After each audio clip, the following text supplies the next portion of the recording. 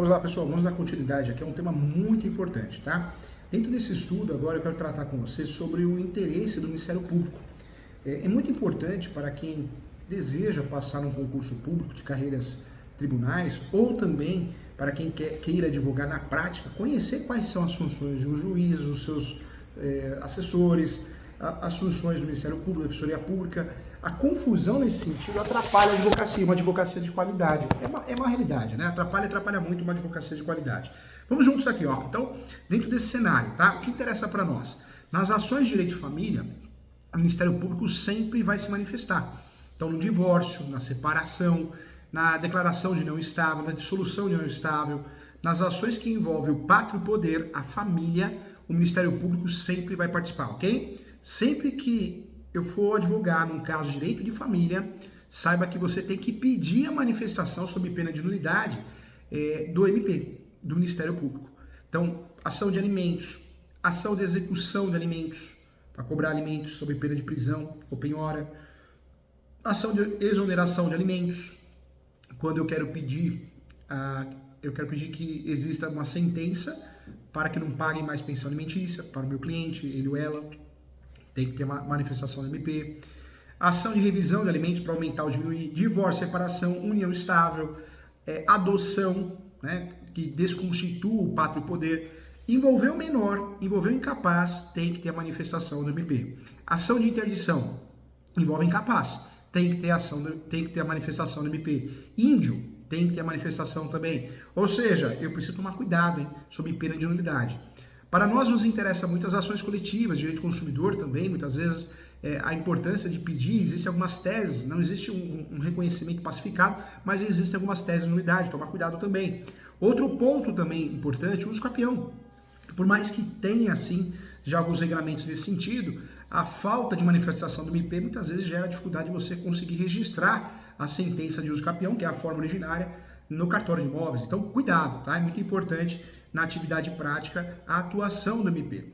O MP, lá no criminal, tem uma função diferente, é a acusação, ele acusa, né? Lá na esfera criminal. Para nós aqui no direito civil, no processo civil, na advocacia civil, nos concursos cíveis de carreiras jurídicas cíveis, é importante lembrar que o MP ele tem uma atuação na defesa da ordem jurídica. Esse é o grande objetivo do MP.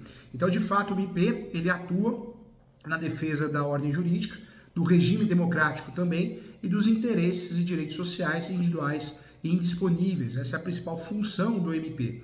E será intimado também para que, no prazo de 30 dias, possa intervir como fiscal da ordem jurídica nas hipóteses previstas em lei ou na Constituição Federal também e nos processos que envolvem interesses públicos ou interesse social.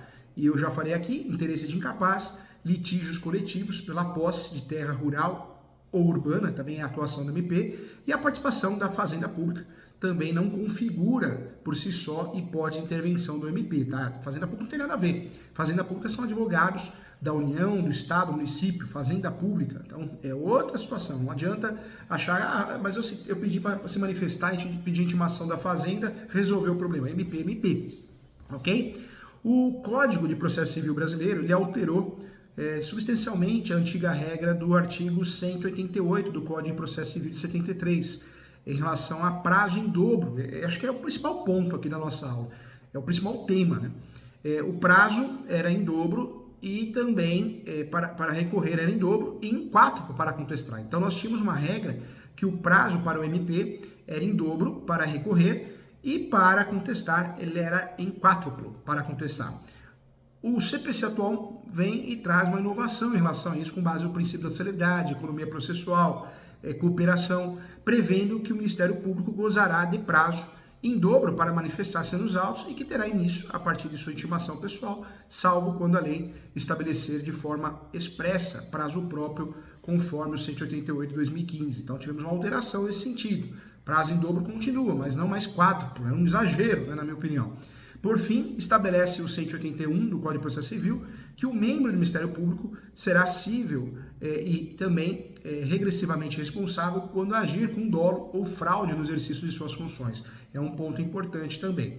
Quando nós falamos do MP, o MP, então, no processo penal, ele tem uma função, né? No processo penal, ele é acusação.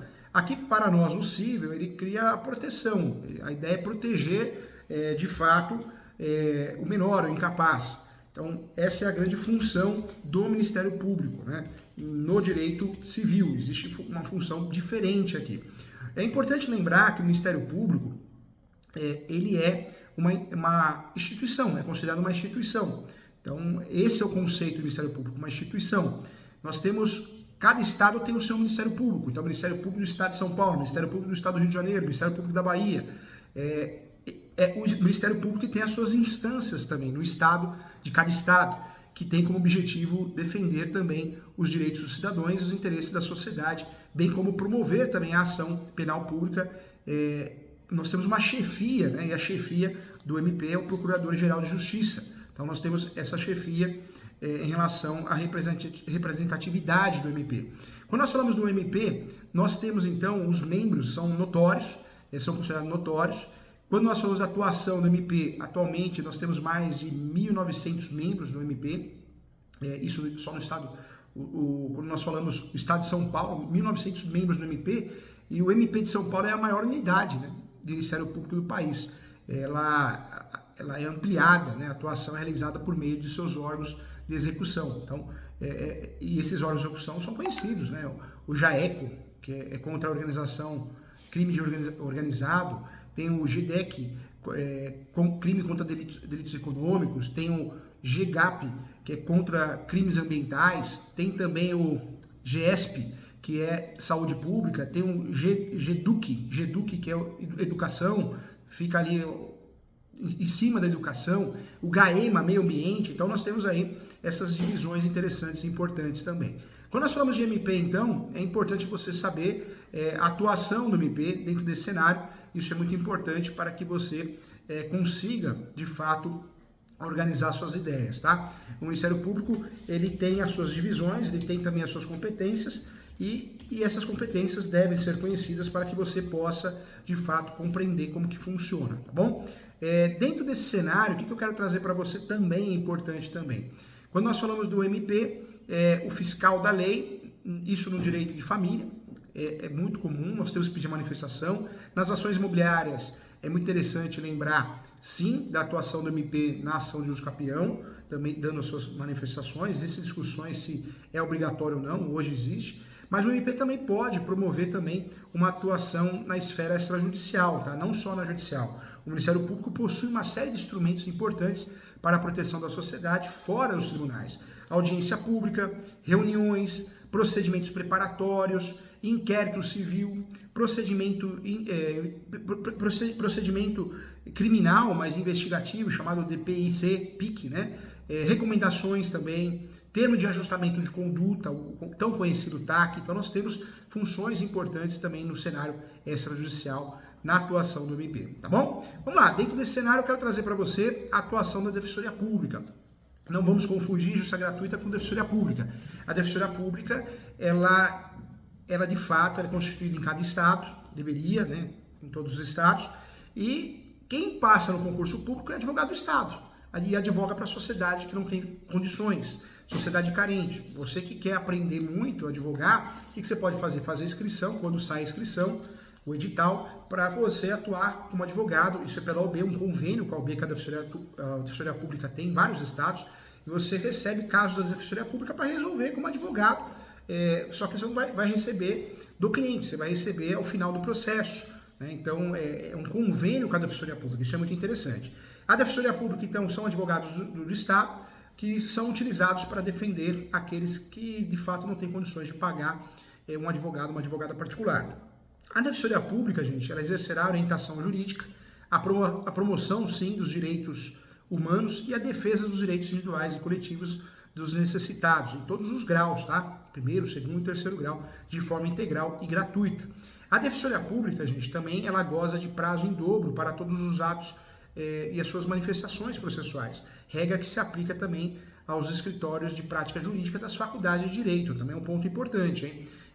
Conhecidas também na forma de lei, as entidades que prestam assistência jurídica gratuita em razão de convênios firmados com a Defensoria Pública. O artigo 186 explica muito bem isso.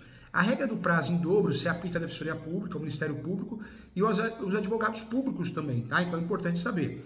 O artigo 187 do Código de Processo Civil, por sua vez, ele estabelece sim que o membro da Defensoria Pública Civil é regressivamente responsável quando agir com dolo ou fraude no exercício de suas funções, assim como acontece contra os membros, né, do Poder Judiciário. A Defensoria Pública é um órgão que não faz parte do Poder Judiciário, está fora, né, gente? Faz parte do contexto, tá? Mas é uma instituição autônoma. A regra da responsabilidade civil regressiva se aplica aos juízes também, nós falamos aqui, membros do Ministério Público e defensores públicos e advogados públicos, tá? Então, ponto importante também. Legal, agora você já sabe a diferença, né, do Ministério Público e o MP, da Defensoria Pública. Tem muito advogado que confunde para concurso público, isso não pode acontecer, senão você não entende a questão e na vida prática também você tem que entender a função de cada um, tá bom? Legal, eu aguardo você, até a próxima. Muito obrigado.